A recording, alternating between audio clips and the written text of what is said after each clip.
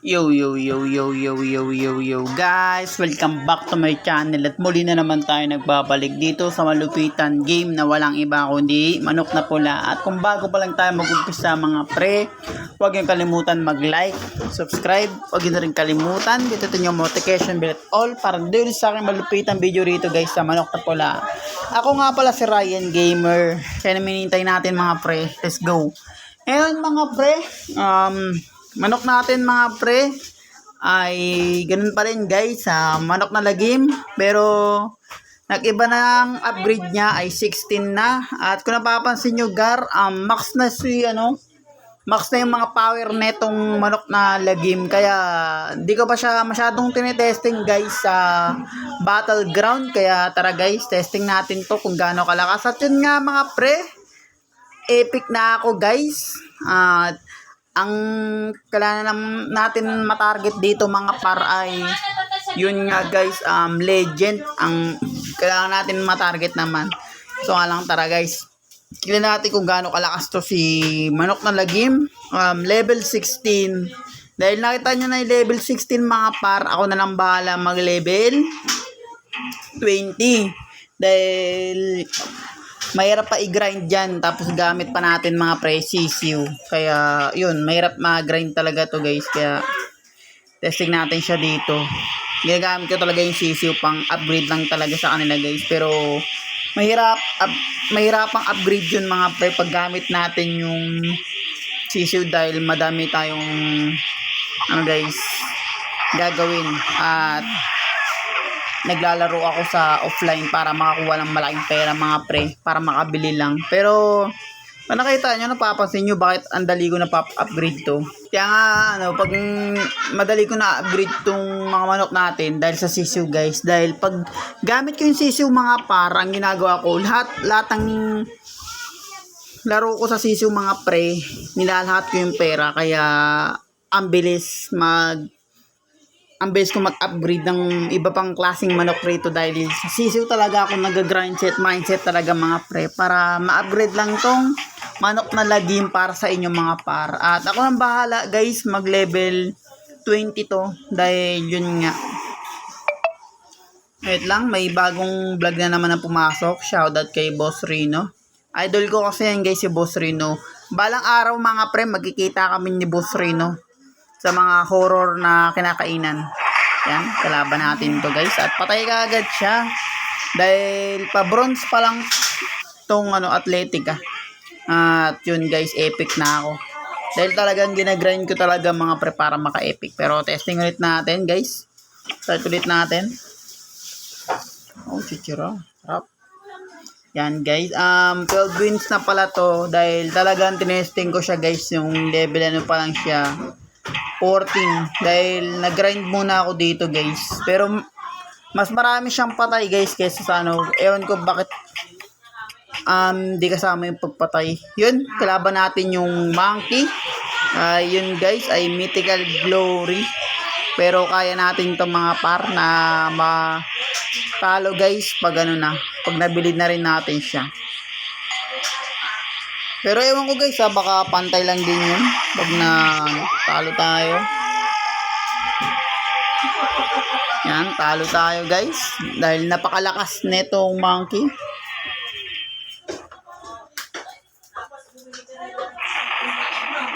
Nice, patay tayo. Malas talaga yung monkey.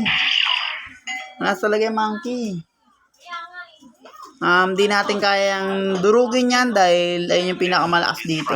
Pero guys, huwag kayong mag-alala, makukuha rin natin yan. Ewan ko kung saan natin siya makukuha mga pre, sa Dragon Eye ba o sa ranking, dahil di ko sure guys hindi ko sure, sorry mga pre. Di ko sinasabi sa inyo guys na hindi ako nag-grind dun sa Dragon Eye. Nag-grind ako dun guys, araw-araw ako nag-grind dun mga pre. Araw-araw ako nag-grind gamit ko yung sisiu. Pero wala, mahirap talaga guys. Pero testing ko pa rin guys, palakasin yung sisiu, i-upgrade pa ng level 15 bago natin madurog yun guys. Bago natin makuha yung bago natin makuha yung ano guys, yung monkey. Dahil kung tutusin mga pre, di ko lang sinasabi palagi sa inyo mga pre, lagi ako nag-grind set mindset dun sa dragon para makuha lang yung pinakamalakas na dun guys. Makakuha lang yung manok na monkey. Pero dito muna tayo mga pre. Ito muna ang gagamitin natin hanggang maging max para pakita ko na lang sa inyo mga pre yung isa ko pang i-upgrade na malakas pang malakas pang manok na susunod pa guys dito sa manok na lagim. Pero kung napapansin nyo mga pre, 16 pa lang itong manok natin. Ako nang bahala guys sa 20. Pero sa offline ko kasi guys, sa offline kasi ako nag-grind, yung talo tayo. Sa offline kasi tayo nag-grind. Hindi ako nag-grind dito mga pre sa sa online kasi mas mahirap makakuha ng pera dito sa online mga pre kesa sa offline. Pwede ka kasing manalo dun guys. Mabilis ang pera dun kesa dito sa online. Pag natalo ka kasi dito, malaking baksakan din mauubos sa'yo eh. Kaya focus ka muna sa mga pre sa offline para maka-upgrade ka pa ng iba pang dito mga pre, manok. Nasa inyo guys kung anong bibilin yung manok na ipapalag dito sa battleground. Yan, kalaban natin guys, walang iba kundi manok na bonjing. Hindi ko alam guys kung ano yung susunod ko rito. Ako na lang bahala guys at papakita ko sa inyo. At yung mga pre yung mga bago dyan na nanonood, talo tayo maraming salamat talaga dahil yung mga bagong nanonood sa akin, mahal na mahal ko kayo at maraming salamat sa inyo guys dahil may bagong nanonood sa akin, nagpapa-shoutout. Tsaka na lang yung shoutout guys pag pag naka 1,000 subscribers na ako dito mga pre. Abangan nyo yun mga pre, doon na ako mag-shoutout sa inyo. At maraming salamat talaga. Inusuportahan nyo ako guys at pinapanoodan nyo ako dito sa aking Ryan Gamer. Mga bago dyan, huwag nyo kalimutan mag-like, subscribe. Huwag nyo na rin kalimutan bitutin yung notification bell all para hindi sa aking malupitang video rito guys sa manok na pula. At yung guys, yung larong Zombie Age 3 The Dead City, panoorin nyo rin mga pre, ay malupit din kasi yun. May bago na akong dun guys, may bago na akong character dun ngayon na hindi ko pa ina-upload. Papatungan ko muna siya nito guys na manok na pula ko rito sa aking vlogging para mapansin nyo yung guys, para mapansin nyo mga par yung Zombie The Age 3 The Dead City guys. Yan, para mapansin nyo. Kaya ako napapansin nyo dalawa lang yung bago ko, pero ipapasok ko pa rin. Hindi ko siya binubura mga pre kumbaga pinapadami ko pa yung views niya guys, tsaka yung like. Okay lang yung like guys kahit isa lang, basta marami yung views. Yun ang kailangan namin guys, yung views. Dahil yung views daw ang nakakalagay ng ads sa mga YouTubers mga pre. Yan, balik tayo dito sa yun ang kalaban natin mga pre, ay manok ng Konoha. Ayun nga guys, mythical glory na siya mga par. Pero tingnan natin mga pre kung sino mananalo sa amin dito sa LOL, sabi niya sa akon. Pero papakita ko rin sa inyo guys i-grind ko rin kasi yung sisiw mga pre. Para guys, yung patay tayo. Nice one. Para guys, makita nyo kung saan ako nag-grind set mindset gamit sisiw. Bago tayo makatungo dito guys sa epic, sisiw talaga ang gamit ko mga pre. Minsan lang ako magpalit guys. Talagang yung mga nakakalaban sa akin dito mga pre, isang manok na pula gamit ko sisiw, Ryan nakalagay. Tapos epic, ako talaga yun mga par. Ako talaga yun guys. Kaya